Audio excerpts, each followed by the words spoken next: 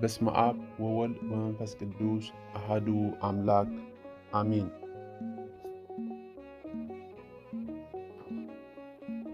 አዲኡ ኣብ ጥቓ መስቀል ናይ መስቀሉ ናይ ዓይኒ ምስክር ዝኾነ ወንጌላዊ ዮሐንስ ኣብ ዕለተ ዓርቢ ዝነበረ ኩነታት ክዝክር ከሎ ኣብ ጥቓ መስቀል ኢየሱስ ከዓ ኣዲኡ ነበረ ትበለ።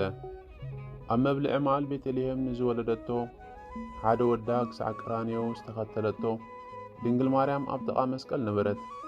ወይኒ ንዘይብሎም ወይኒ ኣብ ተዋሃበሉ ኣብ መርዓ ቃና ዘገሊላ ኣብኡ ነበረት። እተባህለላ ድንግል ወዳ ደሙ ንኹሉ ዓለም ክህብ ከሎ ኣብኡ ቆይማ ነበረት። ንሱ ከምቲ ኣፀዋውዓ ቤት መርዓ ኣንቲ ሰበይቲ ኢሉ ብምጽውዑ ኣይበጽሕን ዝበሎ ጊዜ ምብጽሑ ኣመልከተ።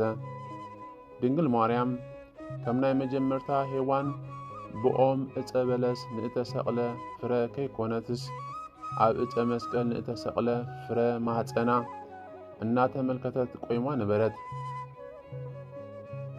እታ ቀዳመይቲ ሄዋን እታ ኦም ንምርዓያ ጽብቕቲ እታ ፍረ ንምብልዑ ጥዑም ጥበብ ብምሃብ ዘብህግ ብምዃኑ ርእያ ካብ ፍረ እታ ኦም ወሲዳ በልዐት። ንሰብኣያ ድማ ሃበቶ፣ ንሱውን በልዐ። ሽዑ ኣስተውዓሉ፣ ጥራዮም ምዃኖም ድማ ፈለጡ። ቆጽሊ በለስ ሰፍዮም ከዓ ተዓጥቁ። ካልእቲ ሄዋን ድንግል ማርያም ግና ካብ ቀራንዮ ቆይማ መስቀሉ ግሩም ምዃኑ ፍሬ ማህፀና ንዓይኒ ከም ዘብህግ ንጥበብ እውን ዘብህግ ምዃኑ ረኣየት። ንኸብዳ ምሕደሪ ጌራ ብምሃብ ንዓና ንኹላትና ኣብልዕትና፣ ኣዒንቲ ኩላትና ተኸፍተ። ሽዑ ከዓ ዕራቆትና ከም ዘይኮንና ኣስተውዓልና። ኩላትና እተጠምቕና ንወዳ ለቢስናዮ ኢና እሞ ቆጽሊ ሰፊና ምዕጣቕ ኣየድልየናን እዩ። ስለዚ ከዓ ጸጋ ነሳእነ ወህይወተ ረከብነ ብሃይለ መስቀሉ ለኢየሱስ ክርስቶስ ጃከ እግዚኦ ንኣኩት ነሲኣነ ጸጋ መንፈስ ቅዱስ ብሃይሊ መስቀሉን ኢየሱስ ክርስቶስ ጸጋ ተቐቢልና ሕይወቱን ረኺብና ኢና። ኦ ጎይታ ካብ መንፈስ ቅዱስ ዝረኸበ ጸጋ ተቐቢልና ንዓኻ ነመስግን ኣለና እናበልና ኣብ ቅዳሴ ዘውትር ንምዝያም በቓዕና። እታ ቀዳመይትን ሄዋን በዓል ቤታ ኣብ ቅድሚ ፈጣሪ እዚ ምሳይ ክትከውን ዝሃብካኒ ሰበይቲ ካብታ ኦም ፍረ ሃበትን እሞ በላዕኹ ኢሉ ከሲስዋ ነበረ። ንሕና ግና ንኻልእቲ ሄዋን ድንግል ማርያም ኣብ ክንዲ ምኽሳስ ንዓዓ ዝሃበና ፈጣሪ እናመስገና ምሳና ምእንቲ ክትከውን እንሀት ኢልካ ዝሃብካኒ ሰበይቲ ፍሬ ማህፀና ሃበትና እሞ በላዕና እናበልና ኣብ ቅድሚኡ ንዛረብ። ካልእቲ ሄዋን ድንግል ማርያም ኣብ ውዳሴ ቅዱስ ኤፍሬሞን ብሰንኪ ሄዋን ኣብ ደገ ገነት ዓጽወ፣ ብሰንኪ ድንግል ማርያም ከዓ ተኸፍተ። ካብ ዕፀ ሕይወት መንታን ክንበልዕኻ ዓደለና። ንሱ ከዓ ብፍቕርና ተሳሒቡ ዝመጸ ቅዱስ ሥጋን ክቡር ደምን ክርስቶስ እዩ እናበልና ንውድሳ። ካብኣ ዝረኸብናዮ ፍረ ኣብ እትበልዕሉ ጊዜ ክትሞቱ ኢኹም ዝብል መጠንቀቕታ ዘለዎ ዘይኮነስ እንተዘይበሊዕኹም ሕይወት የብልኩምን ተባሂሉ ዝተዋህበና እዩ። ዮሐንስ ኣዲኡ ኣብ ጥቓ መስቀል ነበረት በለ። ሓለፍቲ መገዲ ዝኾኑ ሰባት ኣብ ዙርያ ጎይታና ጐሊሖም ዝረኣይዋ ጸላኣቱ ሰይፈ እተዓጥቁ ወተሃደራት ጥራይ እዮም። ኣብ ክዳን ጎይታ ዕጫ ንዘውደቑ ጎይታ ኣብ ትሕቲ መስቀል ንዝነበሩ ተቋምርቲ ንሓለፍቲ መገዲ ኣዝዩ ገዚፍ ዝረኣዮም ርእሲ ንሳቶም እዩ። ንሕና ክርስቲያን ግና ብርዕና እንልዕለሎም እንዝክሮምን ኣብ ትሕቲ መስቀል ጐሊሖም ንዝረኣዮም ኣዲኡን ቅዱሳኑን እዮም። ኣብ መስቀል በጺሖም ንድንግል ማርያም ዮሐንስን ቅዱሳን ኣንስትን ዘይረኣዩ ሰባት ግና ክሳዕ ክንደይ ዕድል ዘይብሎም ሰባት እዮም። ጎይታና ኣብታ ተሰቕለላ ዕለት ምስ እመቤትና መግደላዊት ማርያምን ማርያም አደ ያዕቆብ ዮሳን ሰሎሜን ምስኦም ካብ ኢየሩሳሌም ዝወፁ ብዙሓት ሰባት ነበሩ። ሓቢርና ክንመውት ኢና ኢሎም ዝነበሩ ናይ 3 ዓመት ተምሃርኡ ኣወዳት ዝኾኑ ደቂ መዝሙሩ ፈሪሖም ኣብ ዝሃደሙሉ ጊዜ እዘን ቅዱሳን ኣንስቲ እዚኣን ክሳዕ መጨረስታ ሰዓት ንኣዲኡ ከቢበን ኣብ እግሪ መስቀል ብተኣማንነት ምርካበን ዘደንቕ እዩ። ጎይታና ነዘን ካብ ሃዋርያት በሊፀን መከርኡ ንዝረኣያ ቅዱሳን ኣንስት ትንሣኤዮ ቅድሚ ሃዋርያት ከም ዝርእያ ምግባሩ ዋግአን ከፈለ። ብዘመነ ኦሪት ሰበይቲ ንኪደት ቤት ፍርዲ እኳ ክትምስክር ኣይትበቅዕን ነበረት። ስለዚዩ ኸዓ ሃዋርያት እውን ዜና ትንሣኤ ካብ ኣንስቲ ሰሚዖም ንምእማን ዘጸገሞም።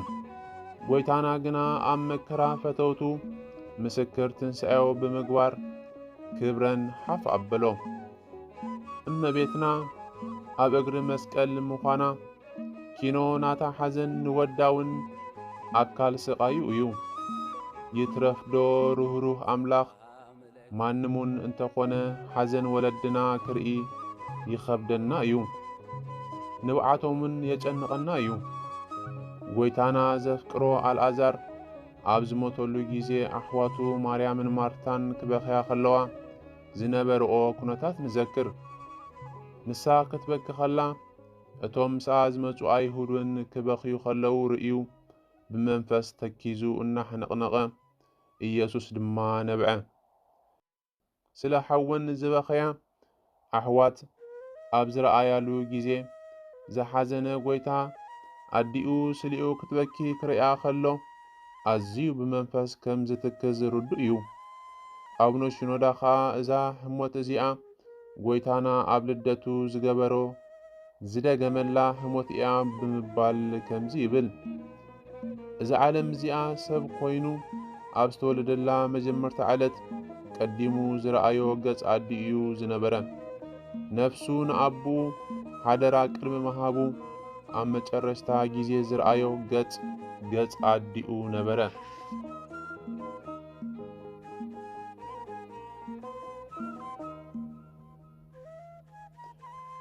ዮሐንስ ኢየሱስ ዘፍቅሮ ሃዋርያ እዩ። ዋላ እኳ ፍቕሪ ክርስቶስ ከም ፀሓይ ብርሃን ንኹሉ ብማዕረ ዘብርህ እንተኾነ ብርሃን ፀሓይ ናብ ገዛና ኣትዩ ከብርህ ዝኽእልሲ ኣፍ ደገ ማዕጾና መስኮትናን ብዝኸፈትናሉ መጠን ከም ዝኾነ ዮሐንሱን ፍቕሪ ጎይታ ካብ ካልኦት ንላዕሊ መስኮት ልቡ ዓቐቕ ኣቢሉ ስለ ዝኸፈተ ብርሃን ፍቕሩ ኣብ ልዕሊኡ ጐሊሁ ኣብርሀ እሞ ኢየሱስ ዘፍቅሮ ወዲ መዝሙር ኮነ።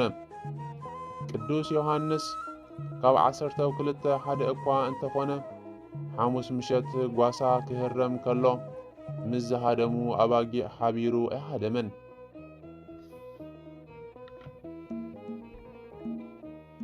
ንሕና እውን ምስኡ ክንመውት ንኺድ ዝብሉ ዝነበሩ በዓል ቶማስ ኣይፍለየካን ዝብል ዝነበረ በዓል ጴጥሮስ ክሃድሙ ኸለዉ ዮሐንስ ግና ጎይታና ክሳዕ ዝስቀል ተኸተሎ። ጎይታና ብኽብሪ እናተመላለሰ ሕሙማት እናፈወሰ ዓሳን እንጌራን ኣበርኪቱ እናብልዐ ብዝማሬ ሕፃናት እናተዓጀበ ኣብ ዝነበረሉ ወቕቲ ኣፍቃሪኡ ንምዃን ጸጋሚ ኣይነበረን። ኣብ እተዋረደሉ ተሰቕለሉን ዕለተ ዓርቢ ምስኡ ምዃን ግና ሓቀኛ ፍቕሪ እዩ። ጎይታና ካብኻትኩም ሓደ ኣሕሊፉ ክህበኒ እዩ ኢሉ ኣብ ዝተዛረበሉ ምሸት ጎይታና ኣነ ደ ኢሎም ሃዋርያት ክሓትዎ ኸለዉ ዮሐንስ ግና ኣብ ኣፍ ልቢ ጎይታ ተጸጊዑ ኦ ጎይታ ኣሕሊፉ ዝህበካስ መኒ ኢሉ ነበረ። ንጎይታ ኣሕሊፍና ዝሃብናዮ ኣብ ሕይወትና ክንደይ ሰባት ንኸውን። ምኽንያቱ ንሕና ከይተረዳእና ጽቡቕ ንገብር ኣለና እናበልና ንኣምላኽናን መድሓኒናን ኢየሱስ ክርስቶስ ዘሕዝንን ዘሕርቕን ነገራት ብዙሕ ነገራት ኢና እንገብር።